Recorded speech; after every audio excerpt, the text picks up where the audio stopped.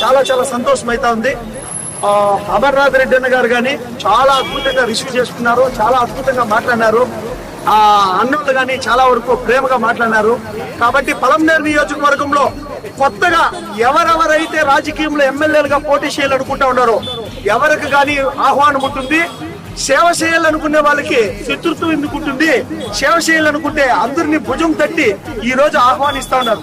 కాబట్టి తప్పకుండా కాంగ్రెస్ పార్టీ అంటే అందరికీను ఒక ప్రీతి ఉంది, ఎక్కడో అందరికీను ఒక తల్లి పార్టీ కదా అనే ఒక ప్రీతి ఉంది. అంటే ఒక విశ్వాసం ఉంది. అంటే ఎందుకంటే కాంగ్రెస్ పార్టీ పైన అందరికీ ఒక భావన ఉంది.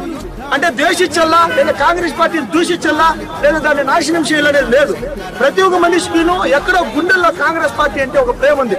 అందుకే అమరన్న వచ్చిన తక్షణమే రిసీవ్ చేసుకుంటే చాలా ఖుషిగా ఫీల్ అయ్యింది. ఎందుకంటే ఆయన గురువు గారే వచ్చేసిన కాంగ్రెస్ పార్టీని ఇంకా వచ్చి